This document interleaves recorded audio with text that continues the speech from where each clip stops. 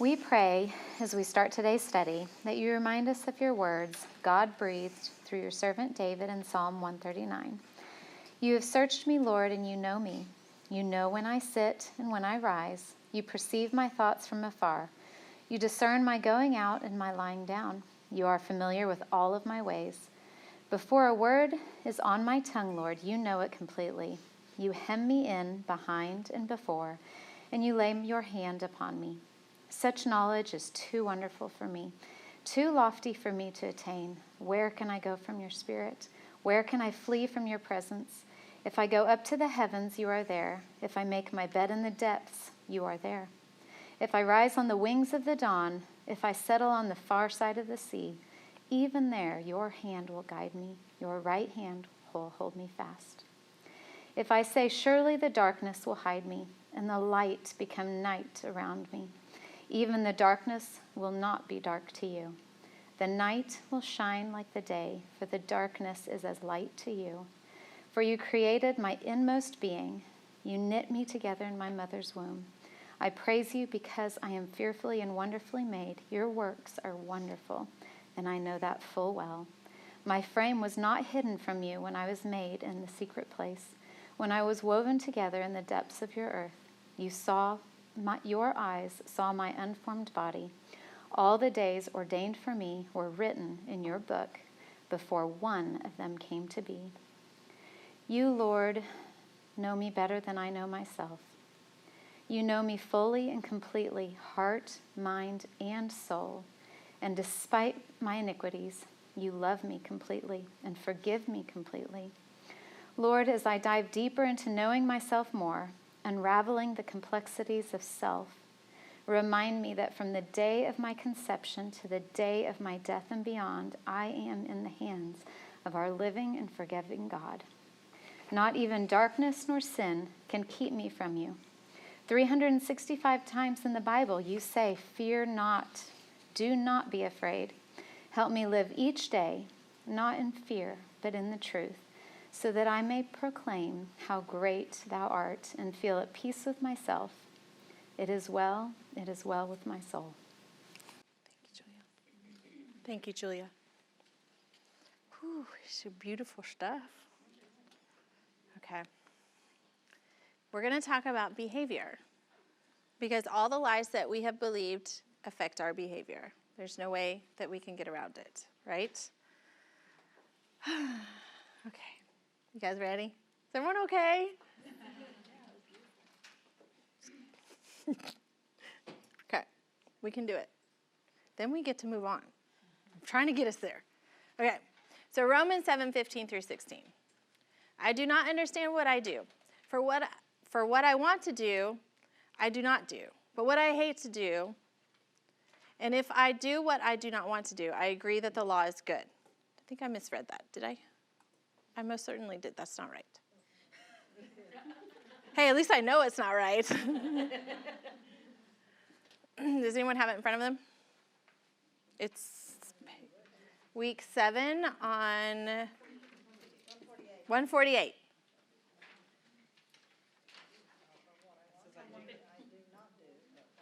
The blue stripe on the side. It's right. Yeah. It says, I do not understand what I do, for what I want to do, I do not do, but what I hate, I do. I just forgot a comma. If I do what I do, not want to do, I agree that the law is good. So I was right. I just missed a whole bunch of commas. There's one little, but I hate what I do. Yeah. Which is what we're really focusing on, right? Yeah. And the lack of understanding. So this is Paul, right? Sweet Paul. And basically he's saying, I don't understand why I'm doing the things I don't like to do. That's basically what he's saying. I have no idea why I do the things I don't like to do. And so Paul didn't have this Bible study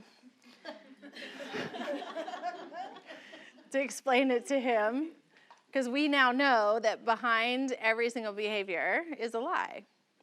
So maybe Paul didn't know the lies that he was believing at the time. I don't know. We'll find out when we get to heaven. Okay. So, but I do love it because it captures the confusion about why we do what we do. Because when you think about behavior, so people often ask this question of me, like, Cindy, when people do harmful and hurtful things to others, do they know what they're doing? And we grapple with this as humans because we would like to think that they're not knowing what they're doing, because that would be nice and it would be a prettier package. But the truth is that they do know what they're doing. Everybody knows what they're doing when they're doing it, unless they are in true denial, unless they are having a fight, flight, or freeze response and the other part of the brain takes over, or unless they are in post-trauma grief situations. Other than that, we all know what we're doing at any given time. So even the most harmful acts, we know, right? When you think about Jesus being crucified, when they put the nails into his hands and feet, did they know that they were putting nails into his hands and feet? Yes. When they mocked him, did they know they were mocking him? When they served him sour wine, did they know they were serving him sour wine? Absolutely. We know what we do. There's no getting around it. I know what I do, and you know what you do. The confusion comes with the why behind it. And in those cases, in the crucifixion of Jesus, they didn't know who Jesus was. If they knew in their hearts who Jesus was, none of that would have occurred. So they didn't understand the why behind the behavior. And that's where we get so confused as humans. We don't know why we do it. So I might engage in an unhealthy behavior and know that I'm doing it, but I can't stop it because I don't know the why. If I can figure out the why, then I can change it. But I feel a little bit helpless until I figure out the why. So it's interesting, too, because the unhealthy choices that we make can fall into the category of sin. And if I love God, I've stood up here before you and professed my love for him, that he's the most important person in my life. So if that is true, why would I sin? That's where it gets tricky, right? We love the God with all of our hearts, but we still sin, and it doesn't make sense. Yeah? Well, we sin because we're human and we're not God, so there's no getting around it. But the more we know our worth in him, the less we will sin. And the more we feel unworthy, the more we will sin. That's just the bottom line. But the important thing to remember about sin, though, just like we talked about before, that our performance doesn't affect our worth, our performance is not our preciousness, our sin is also not who we are. No. That is not who I am. I sin, but the sin is not who I am. I have a sin nature, but I am not sin. It's important that we remember that, okay? In Romans 7:20, but if I am doing the very thing I do not want, I am no longer the one doing it, but sin which dwells in me. That's Paul Moore. He is saying, it's not me, it's the sin. I am not my sin. I am a different person from my behavior. I do those things. I know I'm doing those things, but it's not who I am on both the positive and the negative side. So does that excuse accountability for my behavior? If it's not me, should I not be accountable? No. If I'm engaging in a behavior, my accountability lies in figuring out why I'm doing it and the efforts to change it. I have to be responsible. I don't just excuse it away, right? It might not be my fault, but it is my responsibility. So when it comes to sin, there's kind of three categories that sin falls into. The first one would be premeditated sin, meaning I got myself a plan, right? When I think about this, I think about maybe spouses who cheat on each other. You don't just cheat. There are a billion decisions made before that event. It's planned, generally, right? Premeditated sin. It's something I think about that I'm going to carry out. Revenge. Harm towards another person. Calculated. Premeditated sin. The other type of category of sin, which I always like to call the reaction sin, it's unknown till it happens. Meaning, I'm just going about my business and somebody does something completely offensive and I go nuts. I didn't premeditate that. But in my inability to access self-control and in my anger, I lashed out. I had a reactive sin, right? And then the third category of sin is autopilot sin. It's just a habit. I know I'm doing it. I recognize it when it happens, but it just keeps happening all the time. It's a habitual sin. Gossip can be that way, right? Okay, so to make the changes, we have to understand what's behind them. And if there's a particular sin that's occurring time and time again in our lives, we can be assured that there's a stronghold behind it. There's a particular lie that is grounding us to that behavior. Okay, so what I think I'd like for you to do is on page 150, go ahead and turn to page 150. Please. On the top, you'll see a 1, 2, and 3 slot. What I want you guys to do is write down the 3 behaviors that you engage in that you feel like you'd like to change. This is vulnerable too, sorry. But the reason I'm asking you to do this is because these are the behaviors that you know about that are directly related to the strongholds in your life. We're about to find out, though, there are many more.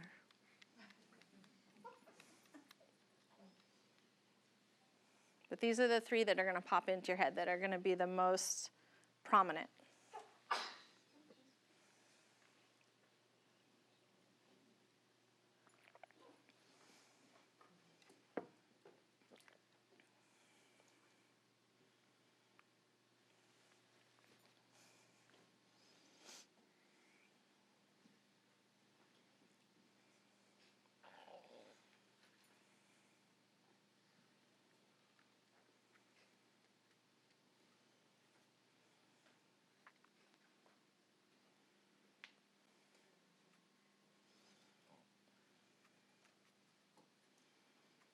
Okay. You got them? There's only 3, right?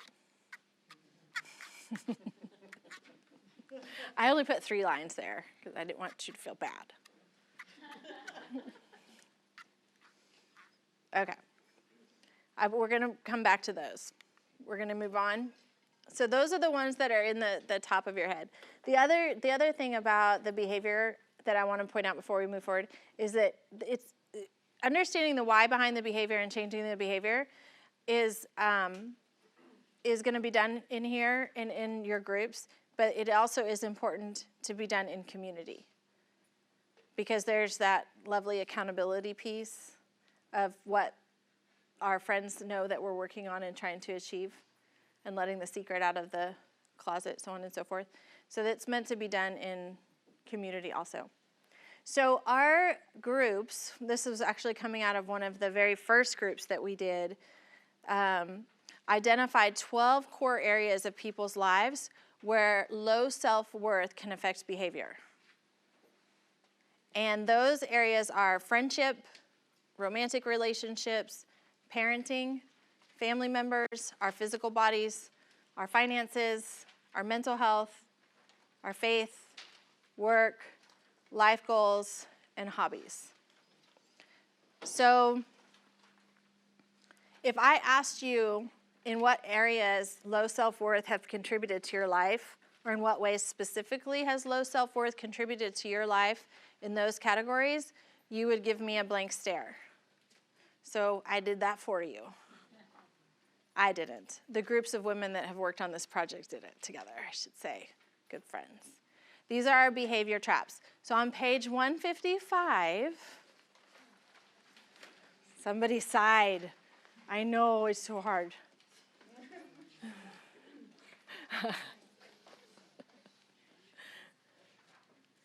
It is. I would sigh if I was in your shoes too. The only reason I'm not sighing is because I've done it about 5 times. I have to do it every time I teach the class. Okay, these are our behavior traps. What I'm going to ask you to do is you get the just distinct joy and pleasure of going through them and marking the ones that apply to you. Yay! So you're just going to start at the top in each category and just put a check mark if you do that specific behavior.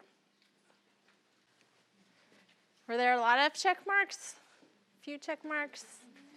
When you look at your list, is it reflective of how you view your own worth?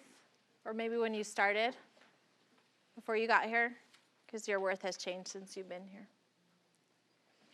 But before you got here, does it reflect that? When you look at all of the things that you put a check mark by, can you see the connection between just the idea of low self-worth and why we would engage in those behaviors? You can see the connection. Was there anything on the list, you may not want to answer this, I guess, and be vulnerable, we'll see, that you did not understand why you did it? Can we explain all of those behaviors through the low self-worth lens? We can. So you got to look at all of those behaviors, just like the lies, the personal lies, the global lies, the layered lies, we have to replace them. We are going to replace these behaviors with new behaviors. But we're not going to do a big giant to-do list, because that sounds terrible. We're not going to take each behavior and work on it for a week. Oh, that sounds awful. There's a long list. We're not going to do that. What's going to happen is that inadvertently, as you focus on unpacking the lies in your own worth, just like you didn't actively seek out purposefully to do those particular behaviors, the minute you start walking in worth and truth to the highest level, those behaviors will start to rectify themselves. We are going to do an active exercise with them, though, however. It's just not going to be done until we do the rebuilding in week 9, because it is part of the rebuilding process. So we are going to replace those behaviors with new behaviors, and we are going to do an active exercise to help us understand how to do that, but we are not going to do some goal-setting to-do list type deal. We want to go deep. We want to change the way we believe, and if we change the way that we believe, we will change our behavior, hands down, without the to-do list. Matter of fact, if I did a to-do list on changing a behavior, I might have success for a little bit, but if I didn't change the belief, I would never have success. And it just sounds awful. So we're not going to do that. The one thing that I didn't address, though, on that list was some of our heavy-duty unhealthy coping. You'll notice on the list we didn't see addiction or alcohol or excessive spending or excessive eating or under-eating or exercise or sex, all the things that we use to soothe as humans when things get too big. But I want to address them because they are also connected to our worth. What's happening in those situations is that whatever's going on with us is too much, and we don't feel like we can soothe it ourselves, and we don't feel like God can soothe it. So we engage in a behavior that will soothe it temporarily just to alleviate the pain. And then, of course, we do it again, and then again, and then again, and we are stuck with addiction. So I wanted to just address it because we can't ignore it. And addiction will put a big time stop sign in front of your journey to self-worth. If you are addicted to something like any of the things we just talked about, you will not be able to do this work because you are putting that thing before God. Not on purpose. You didn't wake up and say, oh, please, I'd like to do meth today. That is not the way addiction works.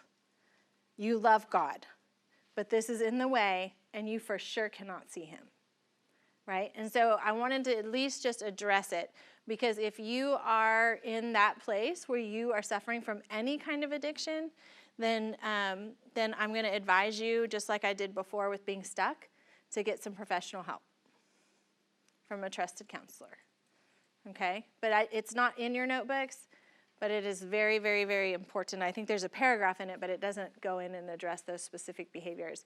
But I think we all need to be mindful of those behaviors as we're going through this journey, okay? All right. So we're going to replace the behaviors naturally by just changing our worth, but we are going to do an exercise in week 9.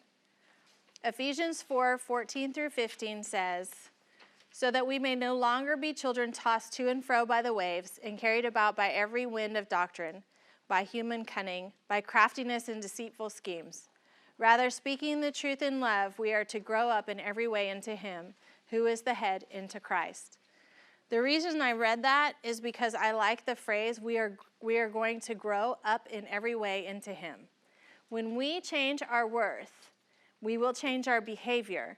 All of it is designed to grow up into him. All of the growth is designed to take away that separation and grow closer to him.